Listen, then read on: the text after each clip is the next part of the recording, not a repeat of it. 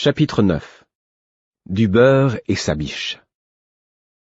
Le fou s'en vint à Castelserre durant la 17e année du règne du roi Subtil. C'est l'une des rares certitudes que l'on ait à son sujet. Cadeau des marchands de Thérilville, a-t-on dit, le fou et son origine ne peuvent donner lieu qu'à des conjectures. On a raconté sur lui bien des histoires. L'une d'elles prétend qu'il était prisonnier des pirates rouges et que les marchands de Thérilville le leur arrachèrent. Une autre, qu'il fut trouvé tout bébé, dans un petit bateau, abrité du soleil par un parasol en peau de requin et protégé des bancs de nage par un berceau de bruyère et de lavande. Mais tout cela peut être écarté comme pure chimère, et nous n'avons nulle connaissance réelle de la vie du fou avant son arrivée à la cour du roi Subtil. Le fou est probablement né de l'espèce humaine, mais pas d'ascendance purement humaine.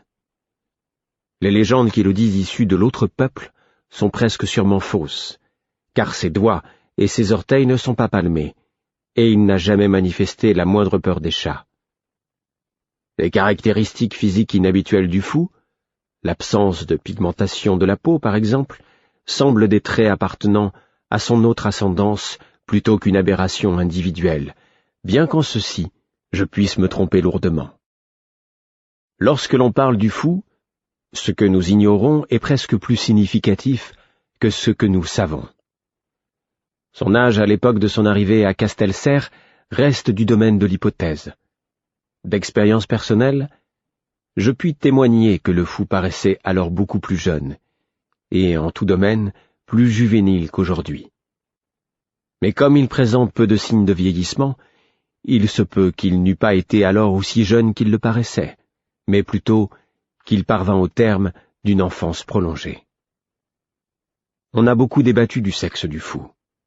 Quand plus jeune, et plus direct que je ne le suis aujourd'hui, je l'interrogeais sur la question, il me répondit que cela ne regardait personne d'autre que lui-même. Ce dont je conviens. Quant à sa prescience et aux formes fâcheusement vagues qu'elle prend, il n'existe pas de consensus pour dire s'il s'agit d'un talent racial ou individuel.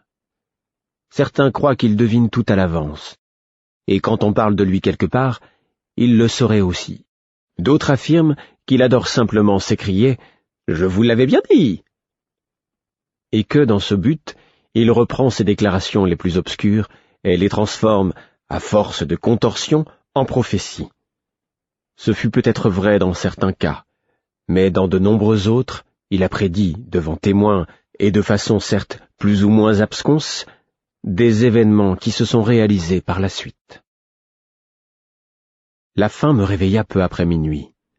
Je restais allongé à écouter mon estomac gronder. Je refermais les yeux, mais j'étais si affamé que j'en avais la nausée.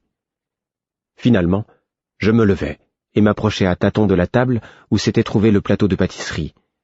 Mais les serviteurs l'avaient emporté. Je délibérai avec moi-même, et mon estomac l'emporta sur ma raison. J'ouvris donc sans bruit la porte de la chambre et sortis dans la pénombre du couloir. Les deux hommes que Vérité y avait postés me jetèrent un regard interrogateur. « Je meurs de faim, » expliquai-je. « Vous avez repéré les cuisines ?» Je n'ai jamais connu de soldat qui ne sût pas où se trouvaient les cuisines. Je les remerciai en promettant de leur apporter quelque chose, puis m'enfonçai dans l'ombre du couloir. Dans l'escalier, j'éprouvais une curieuse impression à sentir du bois sous mes pieds, et non de la pierre. Je me déplaçais comme Imbre me l'avait enseigné, en marchant sans bruit, uniquement dans les parties les plus sombres des couloirs, et en rasant les murs, là où les lattes risquaient moins de craquer. Et tout cela me paraissait naturel. Le château dormait apparemment à point fermé. Les rares gardes que je croisais somnolaient presque tous. Aucun ne m'interpella. Sur le moment, je mis cela sur le compte de ma discrétion. Aujourd'hui, je pense qu'un garçon maigrichon, aux cheveux ébouriffés, ne constituait pas une menace suffisante pour qu'il s'y intéresse. Je découvris les cuisines sans difficulté. C'était une vaste salle, avec un sol et des murs de pierre pour éviter les risques d'incendie, et 3 grandes cheminées dont les feux étaient couverts pour la nuit. Malgré l'heure tardive ou matinale, selon le point de vue, la pièce était bien éclairée. Les cuisines d'un château ne sont jamais complètement endormies. Je vis les casseroles couvertes et sentis l'odeur du pain en train de lever. une grosse marmite de ragoût chauffée au coin d'un des âtres. Soulevant le couvercle, je constatais que la disparition d'un bol ou deux de ce contenu passerait inaperçue. Je touillai dedans, puis me servis. Je coupai l'entame d'une miche de pain enveloppée dans un linge sur une étagère et découvris dans un autre coin de la salle un bac de beurre mis au frais dans un grand tonneau plein d'eau. Dieu merci, plus de fantaisie, mais de la nourriture simple et consistante comme j'en avais rêvé toute la journée. Je terminais mon second bol lorsque j'entendis des pas légers. Je levai les yeux avec mon sourire le plus désarmant, en espérant que la cuisinière aurait le cœur aussi tendre que celle de Castelser. Mais c'était une servante en chemise de nuit, une couverture sur les épaules et son bébé dans les bras. Elle pleurait. Je détournai le regard, gêné. Mais c'est à peine si elle m'accorda un coup d'œil. Elle déposa son enfant enveloppé de tissu sur la table, et alla chercher un bol qu'elle emplit d'eau fraîche sans cesser de murmurer. Elle se pencha sur l'enfant. « Tiens, mon mignon, mon agneau, tiens, mon chéri, ça va te faire du bien. Bois un peu.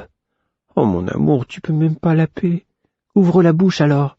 Allons, ouvre la bouche. » Je ne pus m'empêcher de regarder. D'une main, elle s'efforçait maladroitement de porter le bol contre les lèvres du bébé. De l'autre, elle essayait de lui ouvrir la bouche, en y mettant plus de force que je n'avais jamais vu une mère en employer avec son enfant. Elle souleva le bol et l'eau déborda. J'entendis un gargouillis étranglé, puis un hoquet annonciateur de vomissement. Comme je bondissais pour protester, une petite tête de chien émergea du tissu. « Oh, il recommence à s'étouffer. Il est en train de mourir. Mon petit bichonnet est à l'agonie et personne ne s'en inquiète que moi. Il râle en respirant et je ne sais pas quoi faire. Il est en train de mourir. » Elle serrait contre elle le chien qui hoquetait en s'étranglant. Il secoua violemment la tête, puis retomba inerte. Si je n'avais pas entendu sa respiration laborieuse, j'aurais juré qu'il venait de mourir. Ses yeux noirs et globuleux croisèrent les miens, et je sentis tout l'affolement et toute la douleur de la petite bête. « Du calme. »« Allons, » m'entendis-je dire, « vous ne lui faites pas de bien en le tenant serré comme ça. Il peut à peine respirer. Posez-le. Enlevez-lui toutes ses couvertures. Laissez-le décider dans quelle position il est le plus à l'aise. Tout emmitouflé comme ça, il a trop chaud, alors il halète, et il s'étrangle du même coup. Posez-le. » Elle avait une tête de plus que moi, et je crus un instant devoir le lui arracher de force. Mais elle me laissa lui prendre le chien et lui ôter plusieurs épaisseurs de tissu. Je l'installai sur la table. La petite bête était dans la détresse la plus totale. Il resta debout, la tête lui pendant entre les pattes avant. Il avait le museau et le poitrail luisants de salive, le ventre distendu et dur. Il se remit à essayer de vomir. Ses petites mâchoires s'ouvrirent grand. Ses lèvres se retroussèrent, découvrant ses minuscules dents pointues. La rougeur de sa langue attestait de la violence de ses efforts. La jeune fille poussa un cri et se précipita, mais je la repoussai rudement. « Ne le touchez pas, » fis-je d'un ton impatient. « Il essaye de se débarrasser de quelque chose, et il n'y arrivera pas si vous lui écrasez le ventre. » Elle s'immobilisa. « Il essaie de se débarrasser de quelque chose ?» À son air et à ses réactions, on dirait qu'il a quelque chose de coincé dans le gosier. Est-ce qu'il aurait pu avaler des os ou des plumes? Elle prit l'air affligé. Il y avait des arêtes dans le poisson, mais toutes petites. Du poisson? Mais qui est l'imbécile qui lui a laissé manger du poisson? Était-il frais ou pourri? À la période du frais, j'avais vu ce qu'un saumon pourri trouvé sur la berge d'une rivière pouvait faire à un chien. Si c'était ce que cette bestiole avait ingurgité, elle était fichue. Il était frais et bien cuit, la même truite que celle que j'ai eue au dîner. Bon, au moins, il y a peu de chance qu'il s'empoisonne. C'est donc une arête, mais s'il l'avale complètement, il en mourra sans doute. Elle émit un hoquet d'horreur. « Non, c'est pas possible. Il ne doit pas mourir. Ça va aller. Il a seulement mal au ventre. Je lui ai donné trop à manger, c'est tout. Il va s'en remettre. Qu'est-ce que vous y connaissez de toute façon, vous, un marmiton ?» Je regardais son chien essayer à nouveau de vomir. Il en était presque convulsé, mais rien ne sortit que de la bile jaunâtre. « Je ne suis pas marmiton, je suis garçon de chenil. Je m'occupe du molosse de vérité, si vous voulez tout savoir. Et si on n'aide pas cet animal, il va mourir, très bientôt. » Je saisis fermement son chien, tandis que sur son visage se peignait un mélange de respect et d'horreur. « J'essaye de t'aider. » Il ne me crut pas. Je lui écartai les mâchoires de force, et lui introduisit 2 doigts dans la gorge. Les hauts-le-cœur devinrent plus violents encore, et l'animal se mit à pédaler frénétiquement des pattes de devant. Il aurait bien eu besoin de se faire raccourcir les griffes. Du bout des doigts, je tâtai l'arête. Je la sentis bouger, mais elle était enfoncée de biais dans l'œsophage. Le chien poussa un hurlement étranglé et se débattit furieusement dans mes bras. Je le lâchai. « Bon, eh bien il ne s'en débarrassera pas sans un coup de main, » fis-je. Je laissai la servante pleurnicher sur son animal. Au moins elle s'était retenue de le reprendre contre elle. J'allais pêcher une poignée de beurre dans le tonneau et la déposai dans mon bol à ragoût. À présent, il me fallait un objet crochu ou plié, selon un angle très fermé, mais pas trop grand. Je fouillai coffre et huche et mis finalement la main sur un crochet de métal muni d'une poignée, qui servait peut-être à retirer les marmites brûlantes du feu. « Asseyez-vous » ordonnai-je à la servante. Elle me regarda bouche bée, puis s'installa d'un air soumis sur le banc que je lui désignai. « Maintenant, tenez-le fermement entre vos genoux, et ne le lâchez sous aucun prétexte, qu'il se débatte, qu'il griffe ou qu'il glapisse, et coincez-lui les pattes avant, qu'il ne me mette pas les bras en lambeaux pendant que je travaille. Compris ?» Elle inspira profondément, déglutit et fit oui de la tête. Son visage ruisselait de larmes. Je lui installai le chien sur les genoux, puis, lui prenant les mains, les posai sur l'animal. « Tenez-le solidement, » lui recommandai-je. Je m'emparai d'un gros morceau de beurre. Ça va me servir à lui graisser la gorge. Ensuite, je vais lui ouvrir la gueule, crocher l'arête et l'extraire. Vous êtes prête ? Elle acquiesça. Elle avait cessé de pleurer et ses lèvres avaient un pli résolu. Je fus soulagé de lui découvrir un peu de volonté, et je hochai la tête. Introduire le beurre ne posa pas de problème, mais la substance obstrua la gorge du chien dont la panique s'accrut. Les vagues de terreur qu'il émettait mirent à mal mon sang-froid. Sans douceur, je lui ouvris les mâchoires et lui enfonçai le crochet dans le gosier. J'espérais ne pas lui déchirer les chairs. Sinon, il était condamné de toute façon. Pendant que je faisais tourner l'ustensile au fond de sa gorge, il se mit à se tortiller, à glapir et à inonder sa maîtresse d'urine. Le crochet agrippa enfin l'arête, et je la tirai vers moi sans à-coups et d'un mouvement ferme. Elle sortit accompagnée d'un mélange de salive, de bile et de sang. Ce n'était pas une arête, mais un méchant petit os, un bout de bréchet de petit oiseau. Je le jetai sur la table. « Il ne faut pas non plus lui donner d'os de volaille !» dis-je d'un ton sévère. Je crois que la jeune fille ne m'entendit même pas. Son chien respirait en sifflant, mais l'air soulagé, sur ses genoux. Je pris l'assiette d'eau et la lui tendis. Il la renifla, lapa un peu, puis se roula en boule, épuisé. Elle le souleva et le serra contre elle, la tête penchée sur lui. « Je voudrais vous demander quelque chose, fis-je. Tout ce que vous voulez. » La fourrure du chien étouffait ses paroles. Vous n'avez qu'à demander. D'abord, ne lui donnez plus ce que vous mangez vous-même. Donnez-lui de la viande rouge et du grain bouilli, pour commencer. Et pour un chien de sa taille, pas plus que ce que peut contenir votre main. Ensuite, cessez de le prendre tout le temps dans vos bras. Faites-le courir pour qu'il se muscle et qu'il s'use les griffes. Enfin, baignez-le, il pue du poil et de la gueule parce qu'il a une nourriture trop riche. Sinon, je ne lui donne pas plus d'1 an ou 2 à vivre.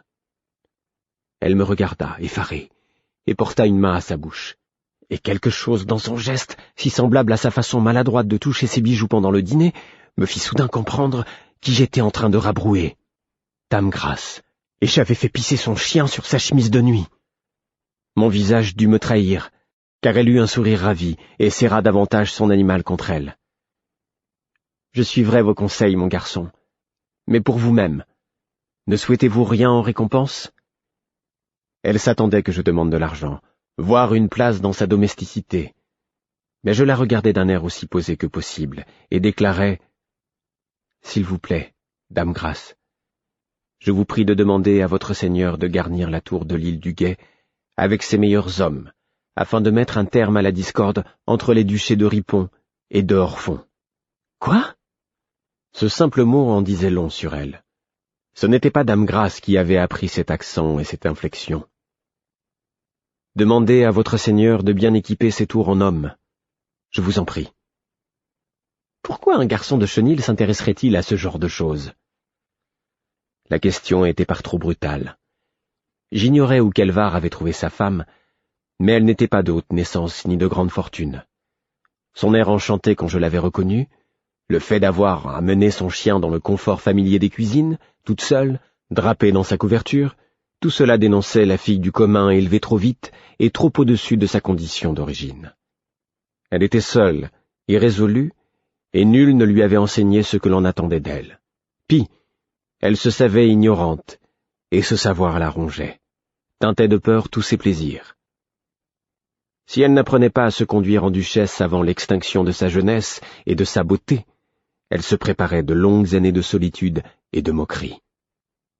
Il lui fallait un mentor, un précepteur secret comme Imbre.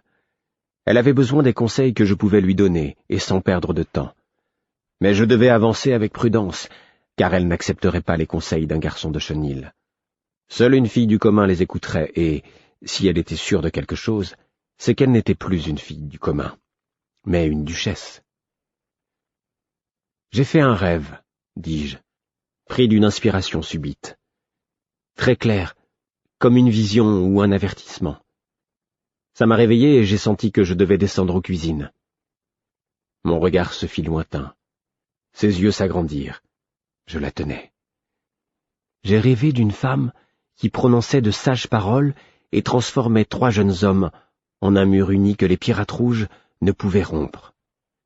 Elle se tenait devant eux, des bijoux dans les mains, et elle leur disait que les tours de guet brillent plus fort que les pierres de ces bagues, que les hommes qui les occupent entourent nos côtes comme ces perles entouraient mon cou, que les forteresses retrouvent une force nouvelle contre ceux qui menacent notre peuple, car je serais fier de marcher sans ornement devant le roi et les gens du commun, sachant que les défenses qui protègent notre peuple sont les joyaux de notre terre.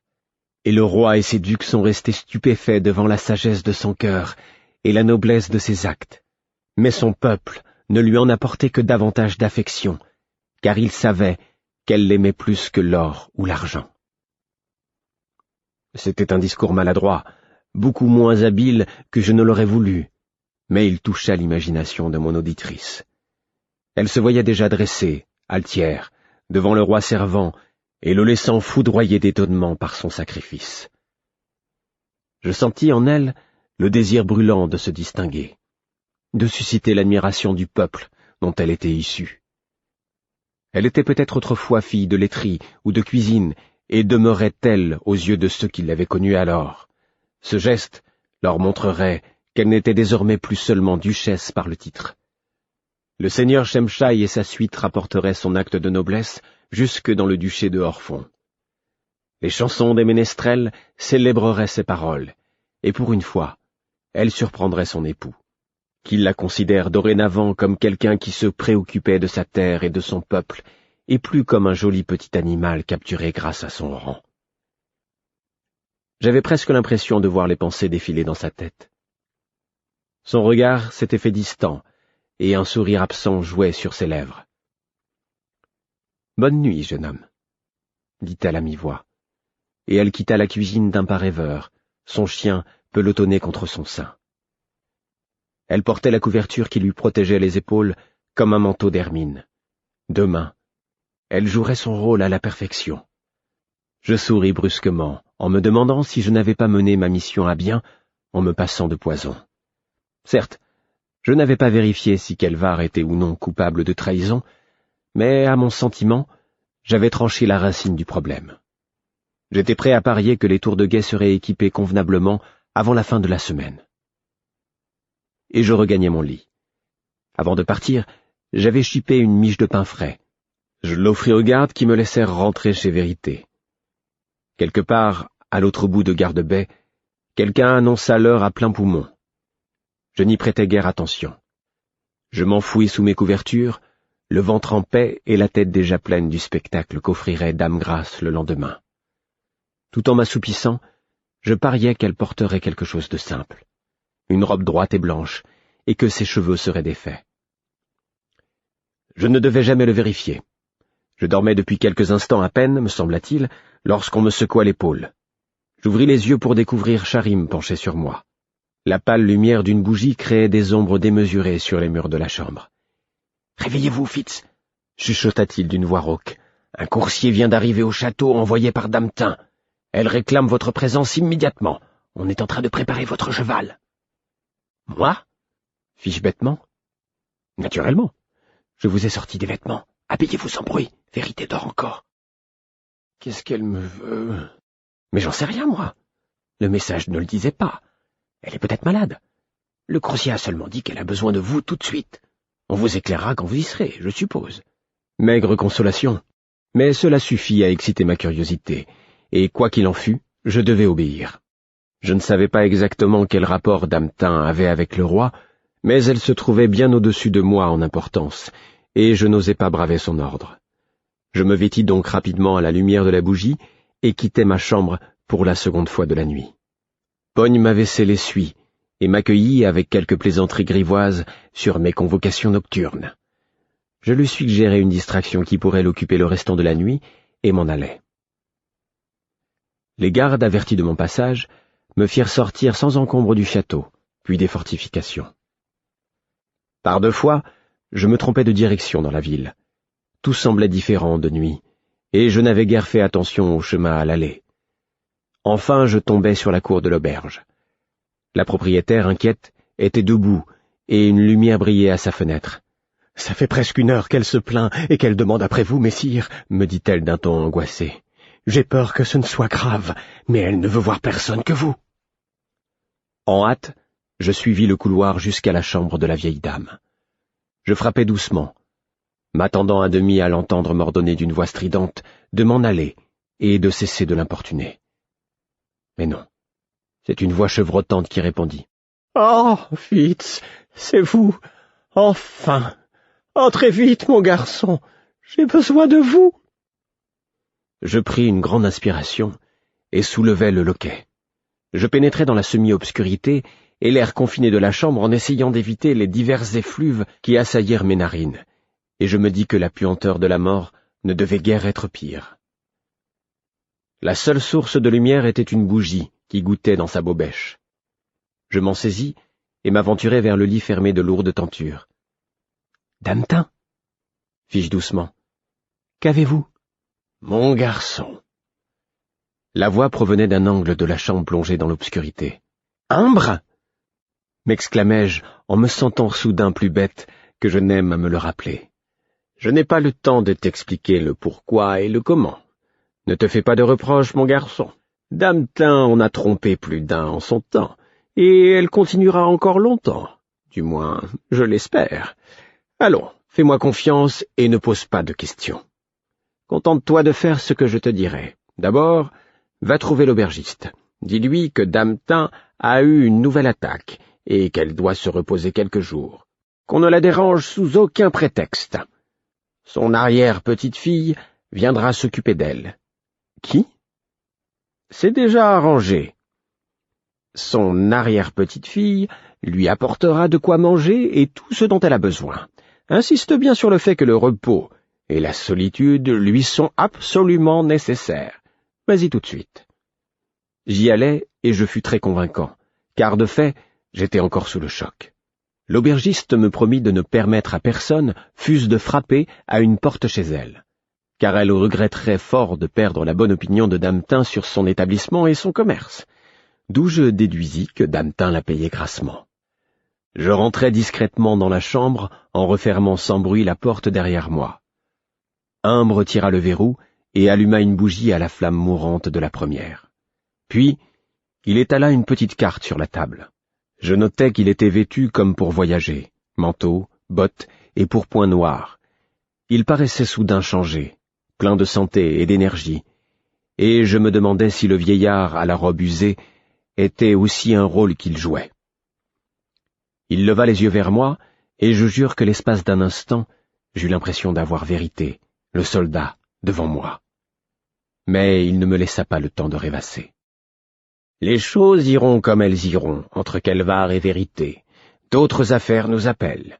J'ai reçu un message ce soir. Les pirates rouges ont frappé chez nous, à Forges, si près de Castelserre, que ce n'est plus seulement une insulte, mais une véritable menace. Et ce, pendant que Vérité se trouve à Finbay. Ils le savaient ici. loin de Castelserre, et qu'on ne me dise pas le contraire. Mais ce n'est pas tout.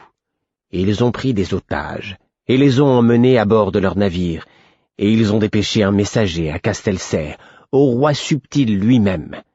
Ils exigent de l'or, beaucoup d'or, sans quoi ils renverront les otages dans leur village. Ils les exécuteront, vous voulez dire, non? Non. Imbre secoua la tête d'un air irrité, comme un ours importuné par des abeilles. Non. Le message était parfaitement clair. Si l'or leur est livré, ils les tueront. Sinon, ils les relâcheront. L'homme était de Forges. Sa femme et son fils avaient été enlevés. Telle était bien la menace. Il a bien insisté. Je ne vois pas où est le problème dans ce cas, fis-je d'un ton dédaigneux. Au premier abord, moi non plus. Mais l'homme qui a porté le message à Subtil tremblait encore de frayeur, malgré sa longue chevauchée. Il était incapable d'expliquer pourquoi, ni même s'il fallait ou non payer la rançon. Il ne savait que répéter que le capitaine souriait en lui remettant l'ultimatum et que les autres pirates riaient sans pouvoir s'arrêter. Nous allons donc enquêter sur place, toi et moi. À l'instant, avant toute réponse officielle du roi, avant même que Vérité ne soit mis au courant. À présent, sois attentif. Voici la route par laquelle nous sommes venus. Tu vois comme elle suit la courbe de la côte. Et voici la piste que nous allons prendre. Elle est plus directe, mais plus escarpée et marécageuse par endroits, si bien que les chariots ne l'empruntent jamais. Mais elle est plus rapide pour des hommes à cheval. Là, une embarcation nous attend. En traversant la baie, nous nous épargnerons pas mal de milles et d'heures de voyage. Nous aborderons ici, et ensuite, on file sur Forges. J'étudiai la carte. Forges se trouvait au nord de Castelserre. Quel délai avait-il fallu à notre messager pour parvenir jusqu'à nous? Et le temps que nous arrivions sur place, la menace des pirates rouges n'aurait-elle pas déjà été mise à exécution? Mais il était inutile de perdre son temps en questions oiseuses. « Avez-vous un cheval ?»« C'est arrangé, par celui qui m'a livré le message. Il y a un bai dehors, avec 3 pattes blanches. Il est pour moi. Le messager fournira également une arrière-petite-fille à dametin, et le bateau nous attend. Allons. Une dernière chose, dis-je, en feignant de ne pas voir le froncement de sourcils d'Imbre. Il faut que je sache, Imbre. Vous trouvez-vous ici parce que vous ne me faites pas confiance? C'est de bonne guerre, je reconnais. Non, j'étais ici pour laisser traîner mes oreilles dans la ville, pour écouter les commérages, comme toi au château. Les bonnetières et les mercières peuvent en savoir plus long que le grand conseiller du roi, sans même en avoir conscience. Bien. Partons-nous à présent. Nous partîmes. Le cheval bai nous attendait à la porte de service que nous empruntâmes. Suis ne l'estimait guère, mais elle n'oublia pas ses bonnes manières. Je sentais l'impatience d'Imbre. Cependant, il nous imposa une allure posée tant que nous n'eûmes pas laissé les rues pavées de fine baie derrière nous. Une fois dépassées les lumières des dernières maisons, nous lançâmes les chevaux au petit galop. Imbre me précédait, et je m'émerveillais de sa qualité de cavalier et de son talent à se repérer sans effort dans le noir. Suis n'appréciait pas cette course dans la nuit. Sans la lune presque pleine, je crois que je n'aurais pas pu la persuader de rester à la hauteur du bai. Je n'oublierai jamais cette randonnée nocturne. Non parce que c'était une chevauchée effrénée pour secourir les habitants de Forges, mais justement, parce que ce n'en était pas une. Imbre nous guidait et traitait les chevaux comme s'il s'agissait de pions sur un échiquier. Il ne jouait pas vite, il jouait pour gagner. Et c'est pourquoi par moments, nous ramenions nos montures au pas pour les laisser reprendre souffle, et par endroits, nous mettions pied à terre et les conduisions à la main pour leur faire franchir certaines zones dangereuses. L'aube grisaillait l'atmosphère quand nous fîmes halte pour manger des provisions tirées des fontes d'Imbre. Nous étions au sommet d'une colline si boisée qu'on distinguait à peine le ciel. J'entendais le bruit de l'océan. J'en sentais l'odeur, mais j'étais incapable de l'apercevoir. Notre piste était devenue moins qu'un chemin sinueux, tout juste une sente de serre à travers bois. Maintenant que nous ne nous déplacions plus, j'éprouvais par l'ouïe et l'odorat la vie qui nous entourait. Le chant des oiseaux, le mouvement des petits animaux dans les taillis et dans les branches qui nous surplombaient. Après s'être étiré, Humbre s'était laissé choir sur une plaque de mousse épaisse, le dos contre un arbre. Il but un long trait d'une outre d'eau, puis un autre, plus court, d'une flasque d'eau-de-vie. Il paraissait fatigué, et la lumière du jour accusait son âge plus cruellement que celle des lampes. Je me demandais s'il tiendrait jusqu'au bout du voyage. « Ça ira, » dit-il, en surprenant mon regard. « J'ai accompli des missions plus ardues en dormant moins. Par ailleurs, nous aurons 5 ou 6 bonnes heures pour nous reposer sur le bateau, si l'eau est calme, et donc notre comptant de sommeil. Remettons-nous en route, mon garçon. » 2 heures plus tard, notre chemin se divisa, et encore une fois, nous prîmes le plus touffu. Très vite, je me retrouvais presque couché sur l'encolure de suie pour éviter les basses branches. Il faisait chaud et humide sous les arbres, et des myriades de petites mouches piqueuses nous harcelaient, tourmentaient les chevaux et s'infiltraient sous nos vêtements pour se repaître de notre chair. Elles étaient si nombreuses que, lorsque je rassemblais assez de courage pour demander à Humbre si nous ne nous étions pas égarés, j'en eus aussitôt la bouche pleine au point de m'étouffer. Vers midi, nous débouchâmes sur un coteau venteux et plus dégagé, et je revis l'océan. Le vent rafraîchit les chevaux en sueur et chassa les insectes. Quel plaisir de pouvoir se tenir à nouveau droit dans sa selle. La largeur de la piste me permettait de marcher de front avec Humbre. Ses marques livides ressortaient durement sur son teint pâle, le faisant paraître encore plus exsangue que le fou. Des cernes sombres soulignaient ses yeux. Il surprit mon regard et fronça les sourcils. « Fais-moi ton rapport, au lieu de me dévisager comme un simple d'esprit, » m'ordonna-t-il d'un ton sévère, et je m'exécutai. J'avais du mal à surveiller à la fois la piste et son visage, mais la seconde fois qu'il grogna, je lui jetai un coup d'œil et lui vis un sourire à la fois amer et amusé. J'achevai mon rapport et il hocha la tête. « Toujours la chance, cette même chance qu'avait ton père. Ta diplomatie de cuisine suffira peut-être à retourner la situation, si elle se résume à ça. Les potins que j'ai entendus allaient dans le même sens. Ma foi, qu'Elvar était un bon duc avant de se marier, et apparemment tout provient de ce que sa jeune épousée lui est montée à la tête. » Brusquement il soupira. « Néanmoins, la conjonction d'événements est malheureuse, avec d'un côté vérité qui va réprimander un homme parce qu'il s'occupe mal de ses tours, et de l'autre une attaque sur une ville de Castelser. Sacrebleu, il y a tant d'éléments que nous ignorons. Comment les pirates ont-ils pu passer nos tours sans se faire repérer? Comment savaient-ils, vérité absent de Castelser? Et le savaient-ils vraiment? Était-ce un simple coup de chance en leur faveur? Et que signifie cet étrange ultimatum? Est-ce une menace ou une raillerie? Il se tut un moment. J'aimerais être au courant des mesures que Subtil aura prises. Quand il m'a envoyé le messager, il n'avait pas encore décidé. Si ça se trouve, tout aura été réglé lorsque nous arriverons à Forges. Et j'aimerais aussi savoir le message exact qu'il a artisé à vérité. Autrefois, dit-on, lorsque nombreux étaient ceux qu'on formait à l'art, un homme était capable de percevoir ce que son chef pensait rien qu'en se taisant et en écoutant attentivement. Mais ce n'est peut-être qu'une légende. Aujourd'hui, rares sont ceux à qui on enseigne l'art, et c'est au roi Bonté qu'on le doit, je crois. Si l'art demeure un secret, l'instrument d'une élite, il prend davantage de valeur. Tel était son raisonnement. Je ne l'ai jamais bien compris. Qu'adviendrait-il si l'on en disait autant des bons archers ou des bons navigateurs? Cependant, l'aura du mystère peut accroître le statut d'un chef. Ce n'est pas faux. Quant à un homme comme Subtil, savoir que ses subalternes se demandent s'il est réellement capable de lire leurs pensées sans qu'ils disent mot, voilà qui lui plairait. Oui, voilà qui lui plairait fort. Je crus d'abord Humbre inquiet, voire en colère, Jamais je ne l'avais entendu traiter d'un sujet d'une manière aussi décousue. Mais quand son cheval fit un écart devant un écureuil qui croisait son chemin, il manqua d'un cheveu de tomber de sa selle. Je m'emparai de ses rênes.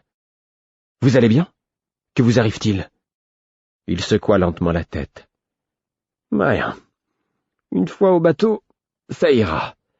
Continuons. Ce n'est plus très loin. » De pâle, il était devenu grisâtre, et à chaque pas de son cheval, il chancelait sur sa selle. « Reposons-nous un peu, » proposai-je. « La marée n'attend pas.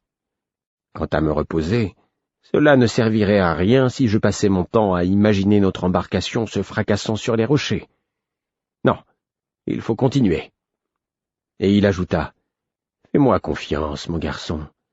Je connais mes limites, et je n'aurai pas la bêtise de m'aventurer au-delà. » Nous poursuivîmes donc notre route. Il n'y avait guère d'autre choix. Mais je restai à la hauteur de la tête de sa monture, d'où je pourrais saisir ses rênes en cas de besoin. Le bruissement de l'océan devenait plus fort, et le chemin plus escarpé. Je me retrouvais bientôt à ouvrir la marche, bien involontairement. Quittant les taillis, nous débouchâmes sur une falaise qui surplombait une plage sablonneuse. « Eda, merci, ils sont là », murmura Imbre dans mon dos, et j'aperçus alors l'embarcation à faible tirant d'eau près de la pointe, à la limite de l'échouage. L'homme de garde nouait là, en agitant son bonnet. Je levai le bras pour lui retourner son salut. Nous descendîmes avec force glissade, et Imbre embarqua aussitôt. Je me retrouvai seul pour me débrouiller avec les chevaux. Ni l'un ni l'autre ne manifestait d'empressement à s'avancer dans les vagues, et encore moins à se hisser sur le pont par-dessus le bastingage surbaissé. J'essayais de tendre mon esprit vers eux pour leur faire comprendre ce que je voulais, mais pour la première fois de ma vie, je me rendis compte que j'étais trop épuisé. Je ne parvenais pas à la concentration nécessaire. C'est donc seulement après avoir bu 2 fois la tasse et avec l'aide de 3 matelots sacrants à qui mieux que je parvins à faire monter les bêtes à bord. Le moindre bout de cuir, la moindre boucle de leur harnais était trempée d'eau de mer. Comment allais-je expliquer ça à Burick? Je n'arrivais pas à penser à autre chose, tandis qu'installé à la proue, je regardais les rameurs courbés sur leurs avirons nous propulser en eau plus profonde.